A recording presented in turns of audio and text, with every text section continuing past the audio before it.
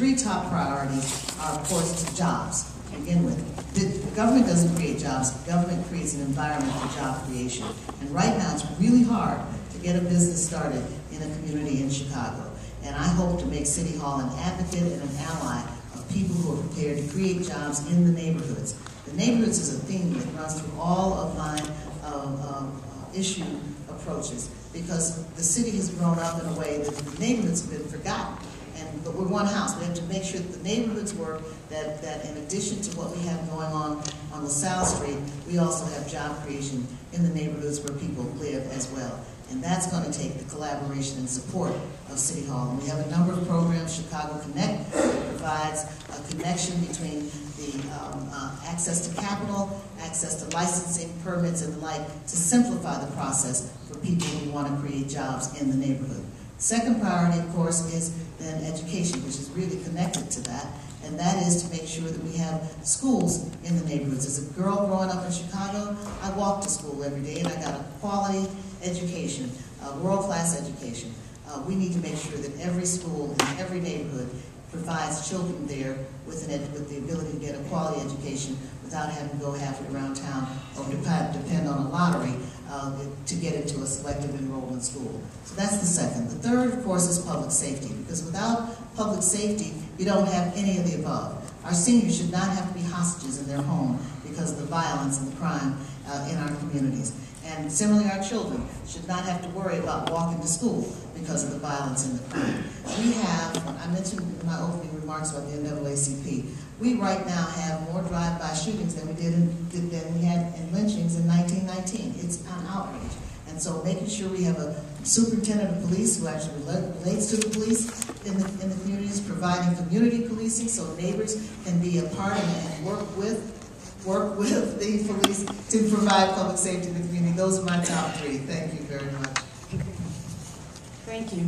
My top three, number one is the murders.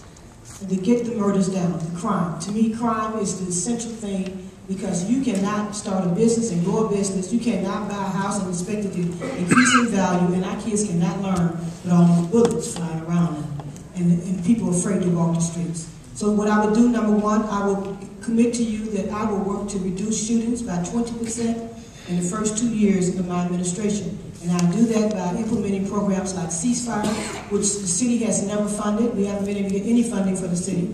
We have to fight at the state level every year to bring back dollars back for ceasefire, which is an evidence-based model, which in other words is proven to work, and we don't fund it.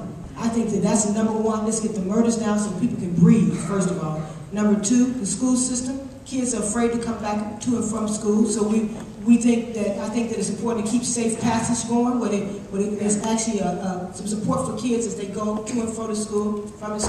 I will bring in the strategic learning initiative in low-performing schools, and what that program does is very successful in about 20 schools in Chicago already. It coaches the principal, it mentors the teachers, and it provides professional development for the parents.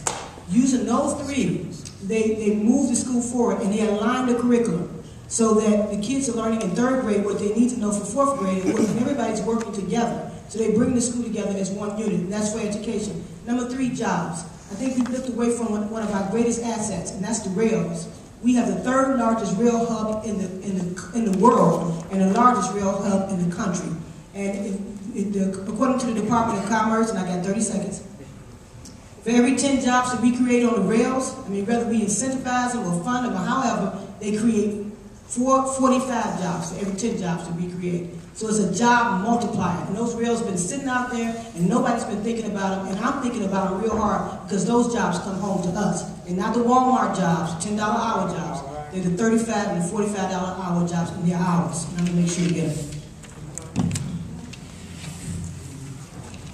You asked for the top three, but I think, and I'm sure my colleagues here would agree, that the next mayor has to begin working immediately on a whole bunch of things all at the same time. The next mayor is not going to have the luxury of being able to say, well, I'm going to start one and then next month I'll start the other. We're going to have to immediately begin to deal with the budget and the $650 million deficit, because that budget has to be prepared early, and I want to prepare it early so that the public will have a chance to participate and look at that budget and critique that budget. And then that budget has to be reflective of a whole new set of priorities, which will include taking a program like CAPS, which has been diminished, and rebuilding it and making it a truly community policing program where there is actual community organizing taking place, working in partnership with community organizations. I think that, and we all agree, that we need to organize across the entire city of Chicago. And we need to work with assisting community-based organizations, and we need to work with churches, and we need to ensure that there is a fully engaged electorate in this process and residents working to address the issues that are of greatest concern to them. In the process, we've got to take on our schools immediately. It's a $6 billion plus budget, a budget that's bigger than the city of Chicago budget. And in 2012, the CTU contract expires. And so we're going to have to work in partnership with the Chicago Teachers Union to deal with the underperforming schools. And we need to create community learning centers in each of these underperforming schools so that they're centers of learning for the entire family, open from 2 until 8 in the evening, and on Saturdays where parents can take GD classes and ESL classes, and the kids can engage in enrichment activities and tutoring and homework assistance and other kinds of assistance, so the school becomes an anchor of the community, and we have everything revolving around the schools, and we begin to build neighborhoods, build partnerships so that people can assume responsibility for the well-being of the community. These are things that have to happen right away. There's an age-old adage, safety first. So we have to, without equivocation, establish irreproachable public safety services here in the city of Chicago. And that entails more than just the policies, practices, procedures, equipment, training, deployment, response time, and overall performance. We have to take care of those things. But we have to create a city of Chicago where people feel safe morning, noon, and night. Otherwise, nothing else moves. People don't want to go to work, people don't want to go to school, people feel like they're prisoners in their homes. So we have to provide real safety services in Chicago. We have to have proactive policing. We need to declare a state of emergency. We are under siege here in the city of Chicago. It is not normal. You're 3 times more likely to get killed in the city of Chicago than you are in the city of New York.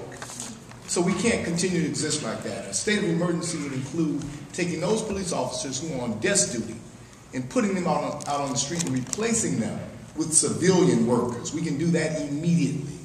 We also have to begin having outdoor roll calls again and outdoor training academy classes. We have to stop police officers from writing parking tickets and let civilians do that. Because when police officers write parking tickets, they then have to prosecute those parking tickets in court, and that's a whole day wasted. We've got to do better than that. We have to make our streets safe. We have to engage the National Guard, not in the city of Chicago, not within our borders, but we need them to patrol the ports, airports, waterways, railways, and highways, those long stretches of railways, those desolate places where the drug and gun transactions take place. We have to make certain that we're stopping the flow of illegal guns and drugs coming into the city of Chicago. Education, we talked about that. Everyone has talked about it extensively. I indicated we need a superintendent of police, a superintendent of education. We need one common curriculum in our educational system. And most importantly, we have to have a commitment to educate children. It has to be an education-first model, not a business-first model. It can't be about money, jobs, and contracts. Thank you.